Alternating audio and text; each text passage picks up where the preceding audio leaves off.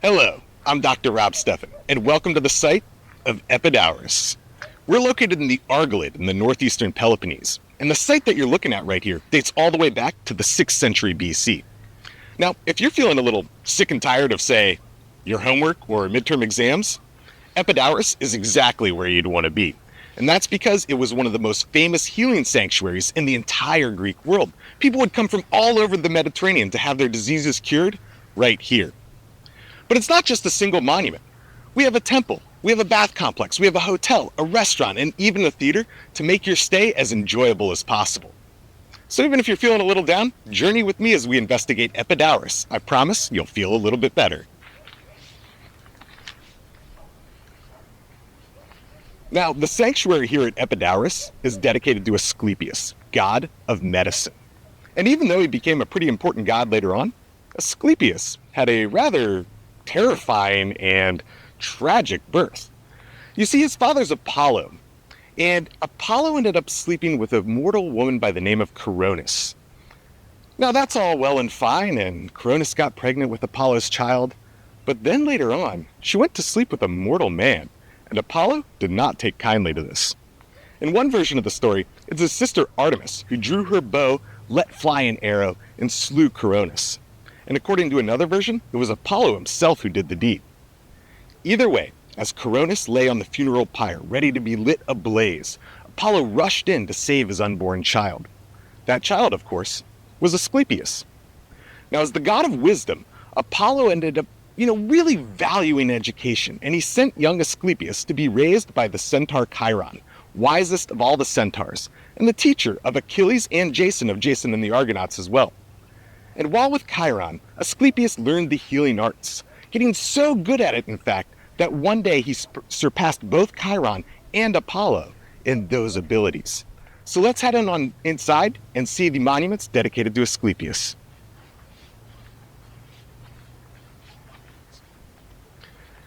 Now, as we enter the site, we see this rather large and, not so well preserved building. But this is quite important. You see, we're in what's known as the Catagogion in Greek. And you can think of this as a sort of hotel or hospital.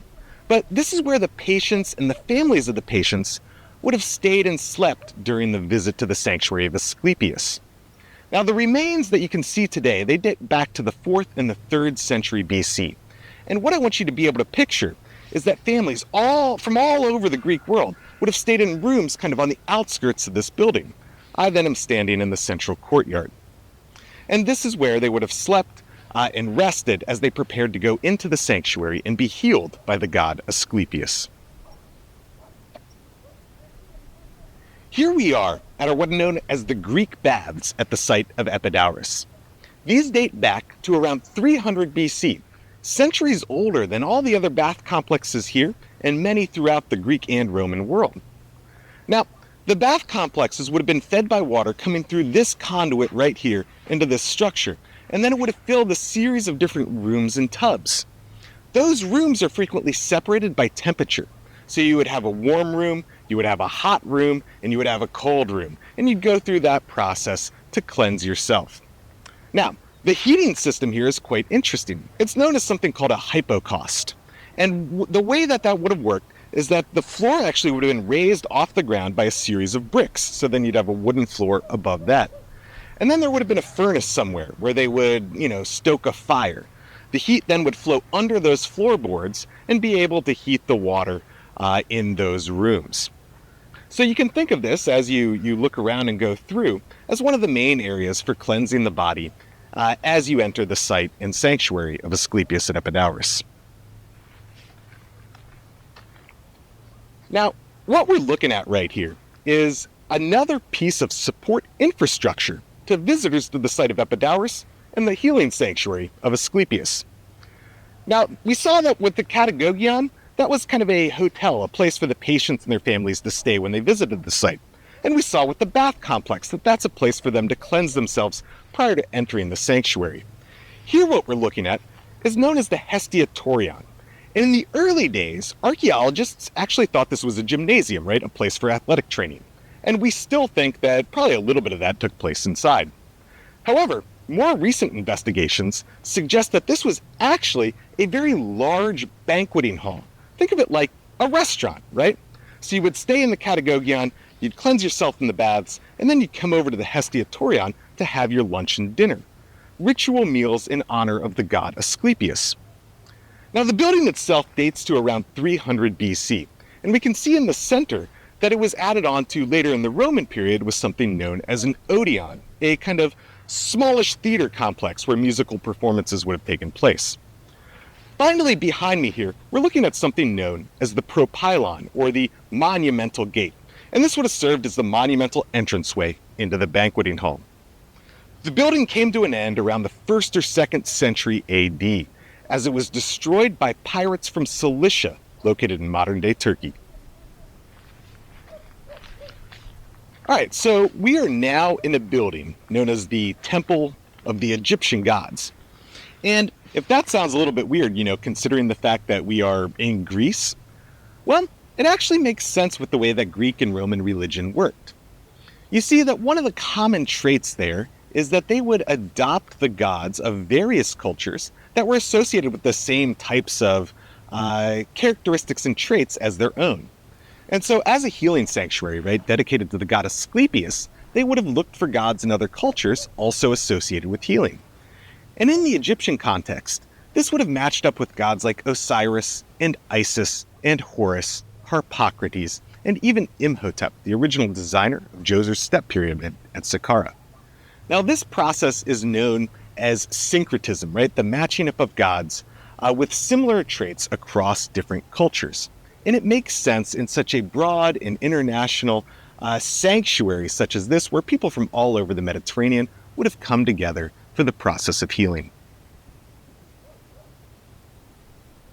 Now, across from the Hestiatorion here, we're looking at the Stadion, right? Just like at Olympia, a stadium used for athletic running and throwing events.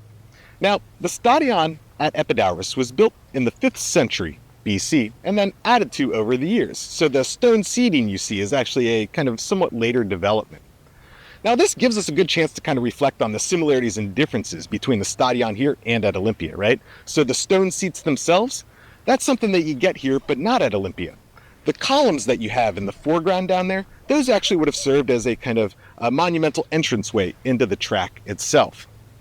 Now, this would have been used for a series of games that, just like the ancient Olympics, took place every 4 years.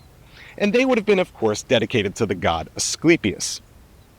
Now, when you think of the Stadion, and the Hestiatorion, or restaurant, and the baths, and the Catagogion, or hotel, you start to get the sense that the different components of the site at Epidauros are just kind of things that would help heal you anyway, right?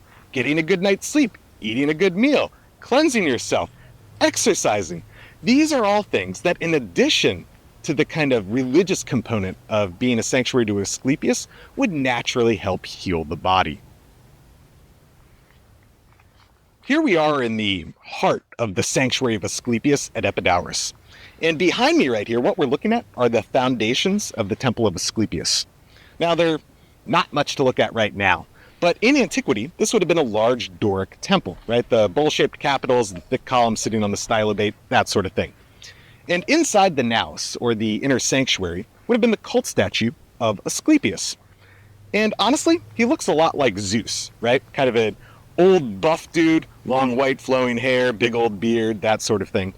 But he also held a particular rod, or a staff, and we call this the rod of Asclepius. And around that staff is wrapped a snake. Now, snakes in ancient Greek culture weren't some monstrous creature, for the most part, Python accepted. But this snake serves as a symbol of wisdom and healing. And as the myth goes, Asclepius was once imprisoned, and he was held in that prison until he could bring this guy Glaucus back to life. And as he sat there, right, pondering how in the world he's going to complete this nearly impossible task, a snake slithered by, and he clubbed the snake to death with his staff. Now later on, another snake came by, this time holding an herb in its mouth, and that second snake placed the herb on top of the dead snake, and the snake was resurrected. Now, Asclepius then took that herb and placed it on the dead Glaucus, who similarly came back to life. The snake then wrapped itself around the staff or rod of Asclepius, molding to it and becoming a permanent part of that staff. And that symbol today, right, the staff with the snake wrapped around it, is still a symbol of healing in the modern world. And in fact, the healthcare company, Blue Cross Blue Shield, uses that as its logo. Now, the building that we're looking at behind me here is known as the Tholos of Epidauros, and it's one of the few round temples in the ancient Greek world. It was designed by Polyclitus the Younger in the 4th century BC, the same guy who actually designed the theater on the other side of the site. Now, there's been a lot of debate about what this was actually used for, and a lot of that debate centers on a rather unusual feature, 2 underground chambers that would have lain under the floor of the temple itself. Now, scholars now think that those chambers actually served as the tomb of Asclepius himself. Now, you might be thinking, wait a second, wasn't Asclepius a god? Like, gods don't die. Well, you gotta remember, right, that he's only half divine. Only his father Apollo was one of the immortal Olympian gods. And the way the story goes within Greek mythology, Asclepius got so good at healing that he actually was able to raise people from the dead, resurrect people. And because of this, the world became so overpopulated that Zeus himself had to take one of his thunderbolts, fling it down from Olympus, and strike Asclepius dead. He then would have been buried here in this tomb. Now, this actually makes sense with the way that ancient Greek religious worship happened as well. So when you're dealing with heroes, heroes are worshipped at their grave site. And people would come from all over and bring votive offerings to the deceased hero in the hope that their kind of powers from beyond the grave would be able to serve them in the real world. The other connection that we get is that the subterranean chambers, which, may have held the kind of mythical body of Asclepius, would have actually connected to the building over to my left over here known as the Abaton. And we'll take a look at that in a second here and see how actual people would have visited there, gone down beneath the ground to be able to get help from Asclepius himself. Now here we are in one of the other fundamentally important structures to the healing complex in the sanctuary of Asclepius at Epidauros. Now, this is known as the Abaton. And if you remember the Katagogion, the kind of hotel at the entrance to the site, and how patients and their family and friends and whoever else came with them could stay there, well, the Abaton under here, right, this kind of underground chamber, this was only for the sick patients themselves. And what they would do is they would actually come to this underground chamber and spend the night here, right? You can imagine a series of beds set up all around. And the hope was that Asclepius, right, in his own subterranean chamber in the Tholos next door, would come to you in your dreams and reveal the cure for your disease. Oh, you also have to imagine that, snakes are slithering all around the ground here, right? But these weren't meant to scare you off. No, these were good luck charms. And as you can see kind of in the image here, that you actually wanted, ideally, a snake to come to you while you slept, bite you on the shoulder, something like that, and that would be a sign that you were particularly blessed by the god Asclepius, and he would ensure a speedy recovery. So as you look around, right, imagine the kind of sick patients laying on their beds, the snakes slithering on the ground, the priests conducting the right healing rituals that had been revealed to the patients in their sleep. And hopefully that will bring you a speedy recovery as well.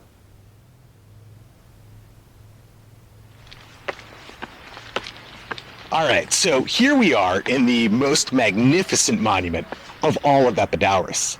And that, of course, is the theater. Now, this theater was designed by Polyclitus the Younger in the 4th century BC. He's the same guy who designed the Tholos down in the sanctuary of Asclepius below. And this theater is known as the most exceptional theater in all of the Greek world. And that's for several different reasons. First of all, you've got the perfect symmetry of the theater itself. It's 34 rows high, and it's divided into 34 sections by the staircases and aisles and pathways. Second, you've got the beautiful views into the hills of the Argolid beyond. And third, and most importantly, you've got nearly perfect acoustics. And what that means is that if you were standing down in the flat area below, what's known as the orchestra, right, as a singer or an actor would have in antiquity, you can be heard perfectly in the nosebleed section, in the very top row of the theater itself.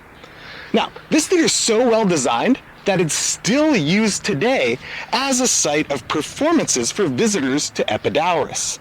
Now, it seats about 14,000 people, so let's go ahead and grab our seat before the crowds arrive.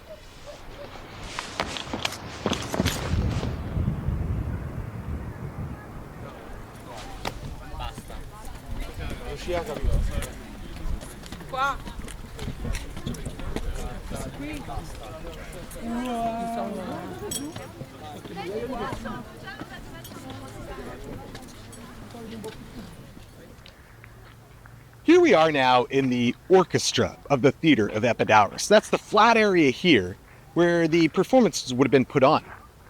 And if you were a visitor to Epidauros in classical antiquity, you could have seen a variety of different types of performances here. So you could have had poets singing their songs. You could have had musicians playing their instruments, right? The flute or the lyre, something like that. And you could have had actors putting on plays for the audience. And in ancient Greek culture, theater consisted of three different types of plays. You've got tragedies, which focus on the gods and heroes of ancient Greek mythology. They, of course, had tragic endings, and they were meant to kind of teach people how to act morally in society. Then you've got comedies, and these were more upbeat in tone, and they focused on the kind of regular people and everyday life in which they lived. So you could have playwrights commenting on the way in which their city-state should act, whether they should go to war or raise taxes, or how people should behave. And then finally you've got these satyr plays, and they're kind of a mix between the two. They're marked by having the chorus dressed as satyrs, which are half man, half goat, kind of wild acting, and then their costumes are marked by these kind of giant phalluses. Now, all of these plays were put on not just for entertainment, but as part of a series of competitions in honor of the god Asclepius. So just like athletic competitions would have taken place in the stadion down below, theatrical competitions would take place here in the theater. And the ancient Greeks also thought that this had a healing function as well. So whereas you might heal your body down in the sanctuary of Asclepius below, they thought that watching the musical performances and the plays here would help heal you mentally and emotionally. So next time somebody gives you a hard time for watching too much TV, tell them you're just healing your mind and body, as Asclepius would have you have done 2,500 years ago. So here we are at what's known as the Propylaea, the monumental gateway that serves as the entrance and exit to the site of Epidauros. And as we conclude here, I want you to think of a few things. First of all, think of all the things that would naturally make one healthier, right? So you've got getting a good night's sleep in the Catagogion. You've got having a nice meal in the Hestiatorion, bathing and cleansing yourself in the Greek or Roman baths, or getting a little bit of exercise in the Stadion. All those things would naturally make you healthier. You combine that with the religious and ritual aspects, things like making a sacrifice to Asclepius on the altar, or spending the night in the Abaton, right? Going down underground and communing with the snakes, hopefully getting bitten by one, and having Asclepius reveal the cure to your ailments. Well, you combine all those things together, and you've got the recipe for a healthier, wealthier life. I hope you're feeling better as well, now that you know the secrets of the healing god Asclepius at the sanctuary of Epidauros.